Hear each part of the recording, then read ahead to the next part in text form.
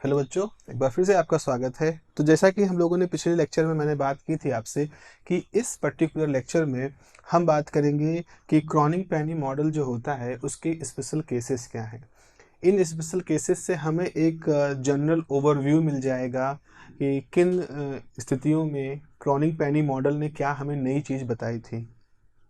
तो हमारे पास जो क्रॉनिक पेनी मॉडल है उसमें कुछ ऐसा था कि P sine alpha A upon alpha A plus cos alpha A is equal to cos K A, इस तरह का एक एक्सप्रेशन हमारे पास निकला था। यहाँ P जो है this is related with the barrier strength. अब कौन से बैरियर की बात कर रहे हो?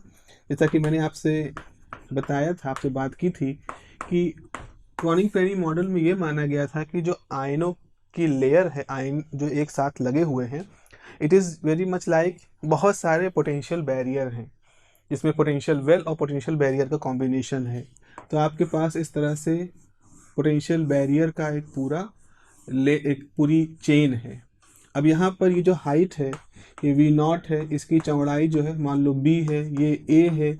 इस तरह से हमने कुछ पैरामीटर्स डिफाइन किए हैं इसके केस में। तो ए जो है वो दो एटमों के बीच की दूरी है, यानी कि इसको हम लैटिस कांस्टेंट कहते हैं। दो एटमों के बीच की दूरी जो नॉर्मली एंगस्ट्रॉम के रीजन की होती है। अल्फा क्या होता है? अल्फा जो होता है that is alpha square is 2me/h cross square. तो ये इलेक्ट्रॉन की एनर्जी के साथ जुड़ा हुआ एक टर्म है। तो यहाँ आपके पास सब कुछ है। P बैरियर स्ट्रेंथ है। एक तरह से ये मान सकते हो कि एटम कितना ज़्यादा पावर से इलेक्ट्रॉन को अपनी तरफ अट्रैक्ट कर रहे हैं। जैसे कि एटम है, अगर इलेक्ट्रॉन उनके बगल से गुजरेगा तो इलेक्ट्रॉन को वो एटम कितना मजबूती से अपनी तरफ खींच रहे हैं। जितना खींचेंगे इतना ही मतलब वो बैरियर उतना स्ट्रेंथफुल है, इलेक्ट्रॉनों को ज़्यादा बाधा पहुंचा रहे हैं। और अगर नहीं रोक रहे हैं, इलेक्ट्रॉन बिल्कुल अपनी बिना एनर्जी कोई बदलाव किए मूव कर रहे हैं, तो इसका मतलब फ्री है, किसी तरह की कोई पोटेंशियल एनर्जी महसूस ही नहीं कर रहे हैं, जो कि बेसिक एजम्पशन था फ्री इलेक्ट्रॉन थ्योरी का। तो हमारे पास क्या है, ये P जो है वो ये दिखाता है कि बैरियर स्ट्रेंथ कितनी है। ये तो साइन अल्फा बाई अल्फा का टर्म है, यहाँ भी कॉस अल्फा का टर्म है, ये कॉस के ए का टर्म है। अब हम यहाँ पर पहला कंडीशन लेते हैं, लेट P इज 0। मान लीजिए सपोज ऐसा करें कि आपका पोटेंशियल है ही नहीं, मतलब ये जो एटम है, इन एटमों की प्रेजेंस को हम थोड़ी देर के लिए ना माने। जैसा कि फ्री इलेक्ट्रॉन थ्योरी माना गया था कि इलेक्ट्रॉन फ्री होता है, इलेक्ट्रॉन किसी तरह के पोटेंशियल को महसूस नहीं करता। एक बात ज़रा बच्चों समझ लो, फिजिक्स में हम जब कोई चीज़ कहते हैं कि हमारा पार्टिकल फ्री है, तो फ्री का मतलब क्या होता है? फ्री का मतलब ये होता है कि वो किसी अवस्था में नहीं आता, वो किसी बल को महसूस नहीं करता, उसके ऊपर कोई पोटेंशियल काम नहीं करता। फ्री है तो भी उसकी अपनी एक एनर्जी है, फ्री है पार्टिकल तो भी उसकी एनर्जी है। अगर हम सबसे सिंपल सा कंजर्वेटिव सिस्टम लें तो हमारे पास एनर्जी में दो हिस्से होते हैं, काइनेटिक एनर्जी और हमारे पास होता है पोटेंशियल एनर्जी। लेकिन अगर पार्टिकल फ्री है तो वो कोई पोटेंशियल महसूस नहीं कर रहा है, उसके ऊपर कोई फोर्स काम नहीं कर रहा है, तो कोई पोटेंशियल महसूस वो नहीं कर रहा है। सिर्फ उसकी एनर्जी उसके काइनेटिक एनर्जी से ही के बराबर है। सिंपली उसकी एनर्जी उसकी काइनेटिक एनर्जी के बराबर है। तो जब हम कहते हैं हमारा पार्टिकल फ्री है, तो इसका मतलब है उसको कोई भी बैरियर स्ट्रेंथ महसूस नहीं हो रही है, और इस वजह से हम P0 मान लेंगे। तो अगर हम P0 मान लें, सो वी गेट, हमारे पास क्या आ जाएगा, इस फार्मूले से इक्वेशन नंबर 1 कहें, so we get from equation 1, क्या ये पूरा 0 हो जाएगा? तो हो जाएगा cos alpha A is equal to cos K A. सीधी सी बात है, यहाँ पर ये टर्म 0 हो गया तो सिर्फ कॉस कॉस है। अगर इन दोनों के ये एंगुलर पार्ट को कंपेयर करें तो alpha A is equal to K A हो जाएगा। चलो ए भी हम बैलेंस कर देते हैं। तो यहाँ से हमने देखा अगर हम बैरियर स्ट्रेंथ ना माने तो उस कंडीशन में अल्फा जो होगा वो के बराबर होगा। अब यहाँ से एक चीज़, हमें दो चीज़ें हम यहाँ से खास तौर पे पता करेंगे। एक तो के जिसको वेव नंबर कहते हैं, इसका फिजिकल मतलब क्या है, इसकी फिजिकल इंपॉर्टेंस क्या है, वो हम पता करेंगे। दूसरा, इस रिलेशन से हम क्या निकाल के पाते हैं। तो आप समझो यहाँ पर अल्फ़ा क्या है, alpha is 2me/h H cross square is equal to K, क्योंकि अल्फा स्क्वायर की वैल्यू थी। चलो ऐसा करते हैं, स्क्वायर को हम हटा देते हैं। तो इस स्क्वायर रूट को हटाने के लिए आप लिखोगे 2me by H cross square is equal to K square, क्योंकि पार्टिकल फ्री है, जो कि जब ये कोई बैरियर उस पर नहीं लगा है तो पार्टिकल फ्री है। तो आप कहोगे कि for free particle E is equal to half M V square, जैसा कि हम लोग ने यहाँ बात की है। तो ये हो जाएगा 2m half M V square by H cross square is K square, 2 cancel हो गया, तो यहाँ से बचेगा m square V square by H cross square K square. M V is the p, since p is equal to product of mass and velocity momentum, तो p square H cross square is equal to K square, और हम लिख सकते हैं p, अगर हम square root हटाएं, H cross के। यानी कि यहाँ से हमने ये पता किया कि जो हम वेव नंबर कह रहे हैं, ये वेव नंबर असल में मोमेंटम के साथ जुड़ा हुआ है। जो पार्टिकल मूव कर रहा है उसका जो मोमेंटम होगा, उस मोमेंटम के साथ के जुड़ा हुआ है। इसीलिए अगर हमने एनर्जी और के बीच में कोई डायग्राम बनाया, तो आप सोच सकते हो हम पार्टिकल की एनर्जी और उसके मोमेंटम के बारे में एक जानकारी हासिल कर रहे हैं। ये इसका सिग्निफिकेंस है। सो के is something which is associated with the momentum of the moving particle. यहाँ से ये आपके पास हो जाएगा। एक चीज़ और यहाँ से हम निकाल सकते हैं, यहाँ से एक चीज़ और निकाली जा सकती है कि अगर हम इसी चीज़ को पाएँ, ऑल्सो अगर हम इस टर्म को समझें, तो E इज इक्वल टू आपने क्या कहा, हाफ एम वी स्क्वायर है ना, हाफ एम वी स्क्वायर है। तो ऐसा करते हैं, इसको m से मल्टीप्लाई कर दिया, m से डिवाइड कर दिया इस टर्म को, तो ये हो जाएगा p स्क्वायर बाई 2m। तो E बराबर हो जाएगा p स्क्वायर बाई 2m, और यहाँ से E बराबर हो जाएगा p is equal to H cross square K square by 2m। तो ये क्या है, ये है एनर्जी और k के बीच का रिलेशन। और एनर्जी और k के बीच का जो रिलेशन होता है, इसको हमेशा डिस्पर्सन रिलेशन कहते हैं। Whenever you study the relation between E and K, basically it is the dispersion relation। क्यों, क्या, कैसे, अभी उसकी डिटेल में हम नहीं जाएंगे। It is the name of this particular situation, dispersion relation. तो एक, अब देखो यहाँ पर ये डिस्पर्सन रिलेशन कब आया, जब आपने कहा energy is half M V square, मतलब यहाँ पर कोई पोटेंशियल नहीं है, ये बिना पोटेंशियल के मानी गई शर्तें हैं, और इन शर्तों को हम कहते हैं कि ये फ्री इलेक्ट्रॉन की कंडीशन है। तो जब भी कोई इलेक्ट्रॉन फ्री होता है, उस समय उसका एनर्जी और के का रिलेशन, यानी उसका डिस्पर्सन रिलेशन, इस फॉर्मूले से दिखाई पड़ता है। तो this is a very important formula, dispersion relation. अगर हम इसका ग्राफ प्लॉट करने की सोचें, तो देखें कैसे होता है इसका ग्राफ इसका सिंपल सा होगा, क्योंकि एक लीनियर रिलेशन नहीं है, ये एक लीनियर रिलेशन नहीं है, ये रिलेशन वैसा है जैसे y is equal to A X square होता। अगर y is equal to A X होता तो हम कहते हैं y is equal to A X is straight line, but this is y is equal to A X square. तो यहाँ पर अगर हम E को, एनर्जी को y कह दें, और इस पूरे टर्म को a कह दें, और k को x कह दें, तो ये relation E is equal to this term multiply by X square is like y is equal to A X square. ये किसकी इक्वेशन होती है, पैराबोला की। तो डिस्पर्सन रिलेशन फ्री इलेक्ट्रॉन के लिए कैसा होता है, पैराबोला। अगर हम लीनियर इक्वेशन देखते तो लीनियर इक्वेशन ऐसे होती, लेकिन पैराबोला कैसे होता है, ये होता अगर लीनियर होता तो, लेकिन पैराबोला जो होता है वो कुछ ऐसा होता है। तो this is the parabolic relation.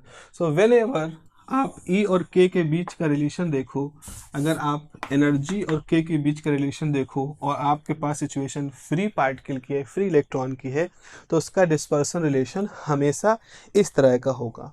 ये याद रखिएगा, इसकी बहुत आवश्यकता हमें पड़ने वाली है आने वाले समय में, क्योंकि जब हम इसकी आवश्यकता इसलिए पड़ेगी क्योंकि अभी हम आगे जब reduce zone, extended zone, parabolic form वगैरह से पढ़ेंगे तो वहाँ पर हम इस ग्राफ को कई बार प्लॉट करेंगे और हमें वहाँ इसकी काफ़ी ज़्यादा ज़रूरत पड़ेगी। तो यहाँ तक बात हो गई, यानी कि जब आप p बराबर 0 लेते हो तो जो क्रोनिंग पेनी रिलेशन है, ये जो हमारे पास पहले से जानकारी है फ्री इलेक्ट्रॉन मॉडल से, उस जानकारी में कन्वर्ट हो जाता है। ठीक है, अच्छी बात है, ये तो बहुत अच्छी बात है कि हमारा जो रिलेशन ऐसा आया है, इतना जनरलाइज्ड है कि एक सिचुएशन में उसकी जानकारी फ्री पार्टिकल वाली जानकारी के फॉर्म में कन्वर्ट हो जा रही है। This is very good, this is a kind of success या अच्छी बात है ये इस क्रोनिंग पेनी मॉडल की। ओके अब हम दूसरी बात कहते हैं, जहां हमने पहले केस में कहा कि सपोज हम ये मानते हैं, पहले केस में हमने कहा कि बैरियर जो है एटम के द्वारा चलने वाले इलेक्ट्रॉनों पे लगने वाला जो अट्रैक्शन है वो लगभग नहीं के बराबर है, तो बैरियर को आपने नहीं के बराबर माना। अगली बार सोचो कि P इज़ वेरी लार्ज। अब P इज़ वेरी लार्ज कहने का मतलब है, मान लो स्ट्रेंथ ज़्यादा है, ऐसा लग रहा है कि जो एटम लगे हैं, जो एटम सजे हैं, जिनके बगल से इलेक्ट्रॉन गुजरता है, तो एटम इतने ज़्यादा पावर, एटम के आयन जो हैं वो इतनी ज़्यादा स्ट्रॉन्ग इलेक्ट्रिक फील्ड अप्लाई कर रहे हैं कि जाते हुए इलेक्ट्रॉन को कैप्चर करने की कोशिश करते हैं, उसको पकड़ने की कोशिश करते हैं, काफ़ी मजबूती से पकड़ने की कोशिश करते हैं, उसको बांधना चाहते हैं। यानी कि जहां हमने P बराबर 0 करके फ्री स्टेट पाई थी इलेक्ट्रॉन की, वहां P इन्फिनिटी करके अब हम बाउंड स्टेट के बारे में बात करेंगे कि ऐसा क्या हो जाएगा, क्या हम इस बाउंड स्टेट की क्रोनिग पेनी मॉडल से स्टडी कर सकते हैं। क्यों हम बाइंड कह रहे हैं, क्यों हम बाउंड कह रहे हैं? बिकॉज हम ये कह रहे हैं कि हमारा P जो स्ट्रेंथ ऑफ बैरियर है दैट इज़ वेरी लार्ज। खुद ही सोचो, अगर इस पूरे टर्म में P इन्फिनिटी को अप्रोच करेगा तो जाहिर सी बात है ये जो पूरा टर्म है ये 0 को अप्रोच करेगी, है ना। देखो ये दो टर्म है, अगर ये टर्म बढ़ना शुरू करेगा तो ये टर्म घटना शुरू होगा ताकि इन दोनों का प्रोडक्ट सेम रहे। तो जैसे ही आपने कहा P टेंस टू इन्फिनिटी, तो आप क्या पाओगे, sine alpha A by alpha A tends to 0, या हम ऐसे कह सकते हैं यानी कि sine alpha A is equal to 0, एक तरह से हमने कहा। अब साइन 0 कब कब होता है? साइन 0 0 पे होता है, साइन 0 पाई पे होता है। तो हम ये कह सकते हैं कि sine alpha A is equal to sine N pi. N number है, एन 0 हो सकता है, 1 हो सकता है, 2 हो सकता है, 3 हो सकता है। ये हमारी टेक्नोमेट्री की नॉलेज है कि साइन जो होता है वो 0 पे 0 होता है, फिर पाई पे, यहाँ पर फिर पाई पे फिर 0 हो जाता है, फिर घूम के जाओगे 2 पाई पर फिर 0 हो जाएगा, फिर 3 पाई पर फिर 0 हो जाएगा। तो साइन 0 पे 0, पाई पे 0, 2 पाई पे 0, 3 पाई पे 0, यानी n की वैल्यू 0 रखोगे तो ये पोजीशन आ जाएगी, 1 रखोगे तो ये पोजीशन, 2 रखोगे तो ये 3, इस तरह से। तो इस तरह से कंडीशन हमारा सही है। यह कह दो alpha A is equal to N pi, ठीक है ना, इक्वेट कर दिया उनके जो एंगुलर पार्ट है। अब देखो इसका मतलब ये निकल के आता है कि 2me upon h cross under root is equal to n pi by A. A is again the latest constant.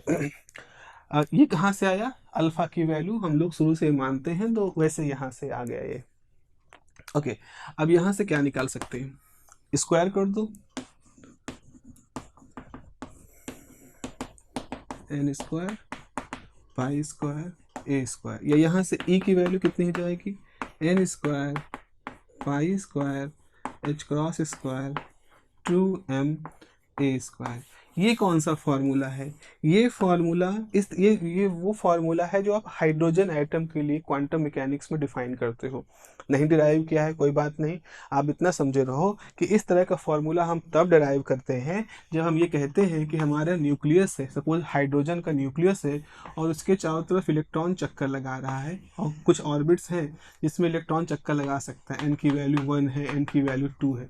यानी कुल मिला के हम मानते हैं अगर न्यूक्लियस के चारों तरफ इलेक्ट्रॉन बाउंडेड है, बंधा हुआ है, तो वो बंधा हुआ इलेक्ट्रॉन जब चक्कर लगाएगा तो जो चाहे वो एनर्जी नहीं रख सकता, उसकी एनर्जी इस तरह के फार्मूले से दी जाती है। तो इस तरह से बच्चों हम ये देख रहे हैं कि क्रोनिग पेनी मॉडल में एक सिचुएशन जब हम P बराबर 0 करते हैं तो हम फ्री इलेक्ट्रॉन मॉडल के रिजल्ट को पाना शुरू कर देते हैं। वहीं दूसरी तरफ जब हम P की वैल्यू इन्फिनिटी करते हैं तो हम बाउंडेड एटम, जो कि बेसिक एटॉमिक मॉडल की बातें हैं, उनकी रिजल्ट पाना शुरू कर देते हैं। तो इस तरह से हम ये कह रहे हैं कि हमारा जो क्रॉनिक पेनी मॉडल है वो दोनों ही सिचुएशन में हमें वो रिजल्ट लाके दे रहा है जो कि ऑलरेडी फिजिक्स में वेल एस्टेब्लिश्ड है, वेल एक्सेप्टेड है। तो ये चीज़ क्या बता रहा है, ये इस क्रॉनिक पेनी मॉडल की एक तरह से आप कह सकते हो सफलता बता रहा है, उसकी सक्सेस के बारे में बता रहा है। तो this is the energy of bounded system. अगर हमारा एटम की बात हम कर रहे हैं, एक एटॉमिक बाउंडेड सिस्टम है, उसकी एनर्जी बता रहा है। तो इस तरह से हमारे क्रॉनिक पेनी मॉडल की हमने दो एक्सट्रीम सिचुएशंस के बारे में बात कर लिया। अब हम चलो इसको ग्राफिकली दिखाते हैं। तो ग्राफिकली दिखाने का तरीका क्या है, जरा देख लें ग्राफिकली हम इसको कैसे दिखा सकते हैं। सपोज हमारे पास एक सिचुएशन ऐसी है जहां हम ये मानते हैं, इलस्ट्रेशन हम करना चाह रहे हैं, इसको इलस्ट्रेट करना चाह रहे हैं। तो ये एनर्जी का है, वेरिएशन का है, एनर्जी का है। और पहले तो हम सोचते हैं कि जब बाउंडेड सिस्टम है, बाउंडेड कब होता है, जब आप P को इन्फिनिटी मानते हो, तो उस समय आप इस तरह से डिस्क्रीट एनर्जी लेवल्स पाओगे। आपको क्यों डिस्क्रीट मिलेगा, तो देखो अब एक फार्मूला हमने निकाला था, E बराबर n square pi square h cross square 2ma square, ये था। मान लो ये सब कुछ कांस्टेंट है, ये सब कुछ कांस्टेंट है, और कांस्टेंट है एप्सिलॉन। n तो बचा रहेगा, n की वैल्यू 1 रखोगे तो E1 आ जाएगा एप्सिलॉन, n की वैल्यू 2 रखोगे तो हो जाएगा 4 एप्सिलॉन, E की वैल्यू 3 रखोगे हो जाएगा 9 एप्सिलॉन। तो मान लो ये जो एनर्जी है, ये एप्सिलॉन है, ये 4 एप्सिलॉन है, ये 9 एप्सिलॉन है, ये 16 एप्सिलॉन है, ये 25 एप्सिलॉन है। केवल यही वैल्यूज़ आपको मिल रही हैं। आपके पास इसी तरह से कंप्लीट नंबर्स हैं, यहाँ कोई फ्रैक्शन में नहीं आ रहा, डिस्क्रीट एनर्जी लेवल्स मिल रही हैं। ठीक है। अच्छा, अगर आपने कहा कि नहीं भाई P बराबर 0 माना है, यानी कि जब आपने कहा फ्री इलेक्ट्रॉन वैल्यू आपने कहा, तो उस समय हमारी E की वैल्यू जो होती है वो कितना निकल के आती है, E की वैल्यू आपके पास आती है h cross k square 2m। E की वैल्यू ये निकल के आती है। अब यहाँ कोई इंटीजर नंबर नहीं है, k की वैल्यू जैसे जैसे बदलती जाएगी वैसे वैसे E की वैल्यू बदलती जाएगी। और आप देखते हो हमारी जो वैल्यू है वो बिल्कुल कॉन्टिन्यूस आती है। मतलब k की वैल्यू आपने 0 रखी, E 0, k की वैल्यू कोई भी ले लो, 1.3 ले लो, तो उसी हिसाब से एनर्जी भी आपको मिल जाएगी। k की 1.3 का स्क्वायर, उस हिसाब से एनर्जी मिल जाएगी। तो आप k की कोई भी वैल्यू ले लो, कोई वैल्यू, कोई रिस्ट्रिक्शन नहीं है, k की कोई वैल्यू आप ले लोगे तो उसे करस्पॉन्डिंग आपको E की वैल्यू मिल जाएगी। आप जितना छोटा k की वैल्यू लोगे, अगर आपने यहाँ पर बहुत सारी k की वैल्यू ले ली है तो इसी हिसाब से आपको इनके लिए बहुत सारी E की वैल्यू भी मिल जाएंगी। देयर इज नो रिस्ट्रिक्शन, कोई डिस्क्रीटनेस नहीं है, एवरीथिंग इज कंटिन्यूअस। तो ऐसी स्थिति में क्या होगा, ऐसी स्थिति में हम मान सकते हैं कि हम जितनी देखें उतनी एनर्जीज पा सकते हैं। तो दिस इज समथिंग हम कुछ कंटिन्यूअस सा बना रहे हैं। यहाँ पर ये सारी वैल्यूज़ आपके पास पॉसिबल हैं, मतलब ऐसा कुछ नहीं, ये वैल्यू पॉसिबल, ये वैल्यू पॉसिबल, कोई भी वैल्यू आप देख लो एनर्जी की, कोई भी वैल्यू आप उठा के देखोगे, हर चीज़ वैल्यू यहाँ पर पॉसिबल होगी। तो ये क्रॉनिक पेनी मॉडल की एक सिचुएशन है।